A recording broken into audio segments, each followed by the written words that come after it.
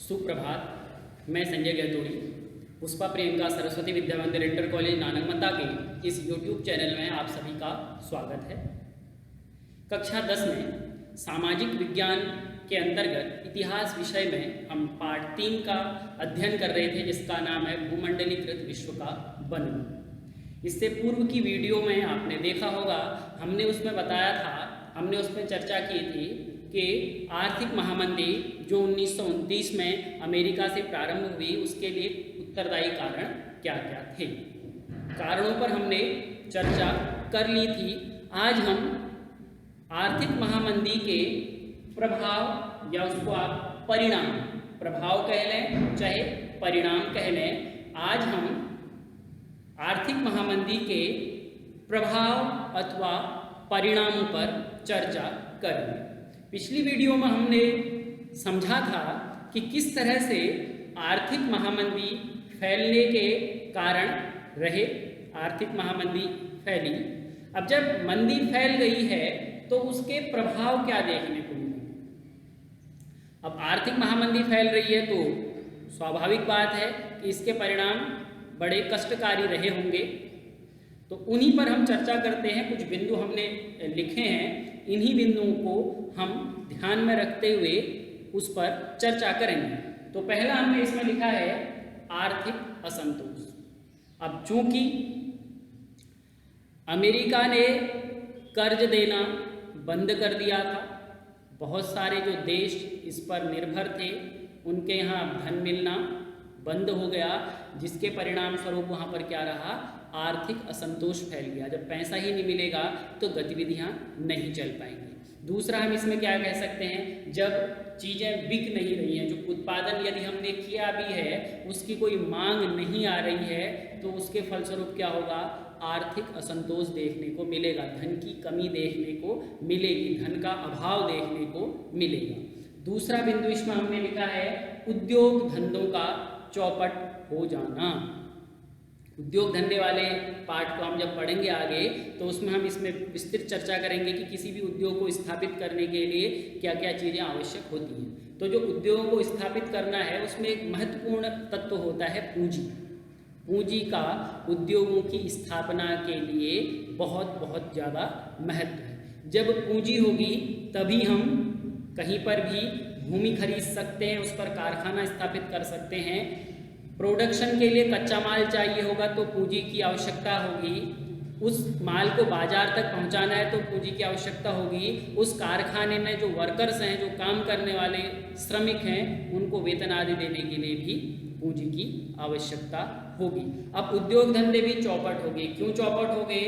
क्योंकि धन नहीं मिल पा रहा था, कहीं से कर्ज नहीं मिल पा रहा था। जो अभी तक कर्ज दे रहा था उसकी स्थिति वैसे ही खराब थी तो उसने कर्ज देना बंद कर दिया था। तो अब उद्योगों को कहीं से भी धन नहीं मिल पा रहा था। तो जब उद्योगों को धन नहीं मिल रहा था तो वह कच्चा माल नहीं खरीद सकते थे, अपने वर्कर्स को वेतन आदि नहीं दे सकते थे, जिसके परिणाम स्वरूप क्या हुआ, उद्योग धंधे बंद हो गए, उद्योग चौपट हो गए, प्रोडक्शन बिल्कुल बंद हो गया। जो प्रोडक्शन हो भी रहा होगा तो उसकी डिमांड नहीं होने के कारण से वह बिक नहीं पाया होगा, और जब बिकेगा नहीं तो पैसा नहीं मिलेगा, तो उससे आर्थिक असंतोष ही देखने को मिलेगा। उद्योग धंधों पर उसका नकारात्मक प्रभाव देखने को मिलेगा। ये सामान्य सी बात है। उद्योग तभी चलेंगे जब पैसा होगा, व्यापार तभी चलेगा जब पैसा होगा। अब अगला हमने इसमें लिखा है अनाज की बर्बादी। हमने पिछले वीडियो में जब कारण बताए थे उसमें हमने उत्पादन लिखा था। कृषि क्षेत्र में उत्पादन में उस समय बढ़ोतरी हो रही थी, लेकिन क्या रहा कि मांग नहीं होने की वजह से, मांग कम हो जाने की वजह से जो दाम थे अनाज के वो बहुत ज़्यादा गिर गए, बहुत नीचे हो गए अनाज के दाम, और एक ऐसी स्थिति आई कि अनाज बिका ही नहीं और मंडियों में रखा अनाज जो था वह सड़ गया। तो इससे क्या रहा, बहुत अधिक मात्रा में अनाज की बर्बादी भी हुई। बिका नहीं तो अनाज की बर्बादी भी, इसमें बहुत अधिक मात्रा में बर्बादी भी हुई। ये रहा। अगला कारण इसमें लिखा हमने बेरोजगारी तथा भुखमरी। बेरोजगारी, अब मंदी फैलेगी, आर्थिक मंदी फैलेगी तो उसका परिणाम रहेगा बेरोजगारी। उद्योगों पर काम करने वाले जो लोग थे, अब चूंकि उद्योग ने प्रोडक्शन करना बंद कर दिया तो वहाँ पर जो कार्यरत लोग थे उनकी जो आवश्यकता अब रही नहीं उद्योगों में और उनको घर बैठना पड़ा, बेरोजगार हो गए। ऐसे ही उद्योगों का उत्पादन ठप हो गया, मांग आपूर्ति कुछ नहीं हो पाई तो बेरोजगारी फैल गई।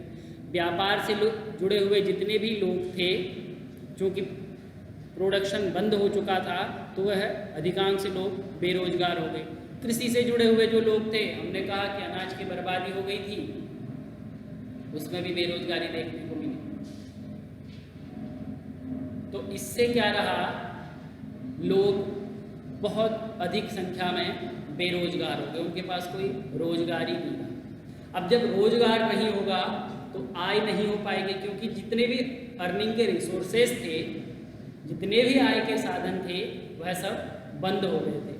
अब जब लोगों के पास रोजगार नहीं है तो आय नहीं होगी, आय नहीं होगी तो परिणाम स्वरूप क्या होगा, जो बेसिक नीड्स हैं हमारी वह भी पूरी नहीं हो पाएगी। बेसिक नीड्स क्या है, रोटी कपड़ा मकान, ये बेसिक चीज़ें हैं, इनके अभाव में हम नहीं रह सकते। अन्य चीज़ें भौतिक वस्तुएं तो होंगी तो भी ठीक है, नहीं होंगी तो भी ठीक है, उससे जीवन संकट में नहीं पड़ेगा, लेकिन रोटी कपड़ा मकान ये तीन हमारी क्या है, बेसिक नीड्स हैं। और उसमें भी भोजन, जीवित रहना है तो भोजन चाहिए होगा। अब क्योंकि उद्योग ठप हो गए, आर्थिक गतिविधियां ठप हो गई हैं, लोग बेरोजगार हो गए, बेरोजगार हो गए तो आय के साधन नष्ट हो गए हैं, तो क्या होगा, फिर भुखमरी फैलेगी, क्योंकि कुछ है ही नहीं, गतिविधियां बिल्कुल स्टॉप हो चुकी हैं, कम हो चुकी हैं, ना के बराबर हो गई हैं, लोग बेरोजगार हो गए हैं। तो ऐसी स्थिति में क्या होगा, भुखमरी, भूख, अन्न का अभाव रहा, लोग भुखमरी का शिकार हुए, तो इससे बहुत अधिक लोगों की मृत्यु भी हुई भुखमरी में। हम अमेरिका में तो सूखा भी पड़ा था, आर्थिक मंदी आई और सूखा भी पड़ा, कृषि में तो बिल्कुल चौपट हो गया था वहाँ तो इससे क्या रहा, भुखमरी फैल गई। अब भुखमरी फैलने से बहुत बड़ा वर्ग इससे प्रभावित हुआ और बहुत सारे लोगों को इस भुखमरी का शिकार होना पड़ा। तो ये अभी तक की मंदियों में बहुत जो भी मंदी आती है, क्योंकि एक दौर रहता है, कभी कभी मंदी, मांग गिरती है, उत्पादन के अपेक्षा मांग नहीं आ पाती है, तो ये मंदी देखने को मिलती है। लेकिन ये जो आर्थिक महामंदी अब तक की सबसे बड़ी व्यापक आर्थिक महामंदी है, जो अमेरिका से प्रारंभ हुई और लगभग पूरे विश्व में यह फैली और बहुत लंबे समय तक यह रही थी, जिसका व्यापक प्रभाव देखने को मिला। तो ये चीज़ हमने, इसका एक परिणाम क्या रहे, प्रभाव क्या रहे, उसको हमने समझा। अब भारत के संदर्भ में भी हम इसको पढ़ेंगे कि इस आर्थिक महामंदी से भारत पर कितना प्रभाव पड़ा, भारत की स्थिति क्या थी। हालांकि उस समय भारत ब्रिटेन के अधीन था, अंग्रेजों के अधीन था, तो जो ये राजस्व वाला जो विभाग था, ये सारा कुछ अंग्रेजों के पास ही था। तो उस समय क्या प्रभाव पड़ा, उसके बारे में भी हम आगे चर्चा करेंगे कि भारत पर इस मंदी का क्या प्रभाव पड़ा।